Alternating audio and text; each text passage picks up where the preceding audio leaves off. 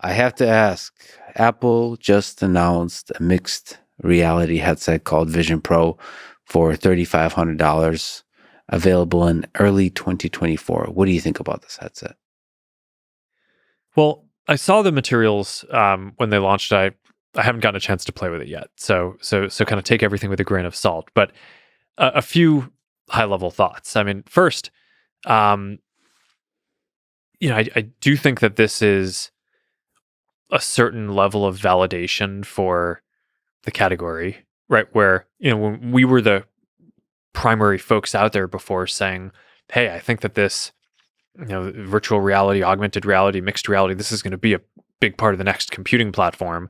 Um, I think having Apple come in and share that vision um, will make a lot of people who are fans of their products really consider that. Um, and then, of course, the $3,500 price. Um, on the one hand, I get it for with all the stuff that they're trying to pack in there. On the other hand, a lot of people aren't going to find that to be affordable.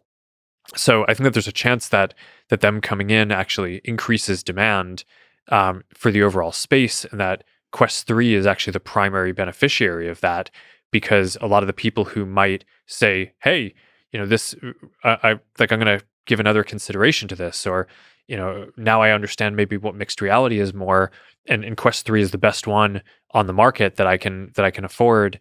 And it's great also, right? I think that's and in our own way, I think there are a lot of features that we have where we're leading on. Um, so I think that I think is going to be that could be quite good. And then obviously over time, the companies are just focused on somewhat different things, right? Apple has always, I think, focused on building really kind of high end things, whereas our focus has been on we have a more democratic ethos. We want to build things that are accessible to a wider number of people. We've sold tens of millions of Quest devices. My understanding, just based on rumors, I don't have any special knowledge on this, is that Apple is building about 1 million of their device, right? So just in terms of like what you kind of expect in terms of sales numbers, I just think that this is, Quest is going to be the primary thing that people in the market will continue using for the foreseeable future. And then obviously over the long term, it's up to the companies to see how well we each execute at the different things that we're doing. But we kind of come at it from different places. We're very focused on social interaction, communication, being more active, right? So there's fitness, there's gaming, there are those things. Whereas I think a lot of the use cases that you saw in Apple's launch material were more around, people sitting, people looking at screens, which are great. I think that you will replace your laptop over time with a headset, but I think in terms of kind of how the different use cases that the companies are going after, they're a bit different for where we are right now. Yeah, so their gaming wasn't a big part of the presentation, which is interesting. It feels like mixed reality gaming is such a big part of that. It was interesting to see it missing in the presentation. Well, I mean, look, there are certain design trade-offs in this where, I think they made this point about not wanting to have controllers, which on the one hand, there's a certain elegance about just being able to navigate the system with eye gaze and hand tracking. And by the way, you'll be able to just navigate Quest with your hands too, if that's what you want. One of the things I should mention is that the capability from the cameras to with computer vision to detect certain aspects of the hand, allowing you to have a controller that doesn't have that ring thing. Yeah, the hand tracking in Quest 3 and the controller really nice. Tracking is a big step up from the last generation.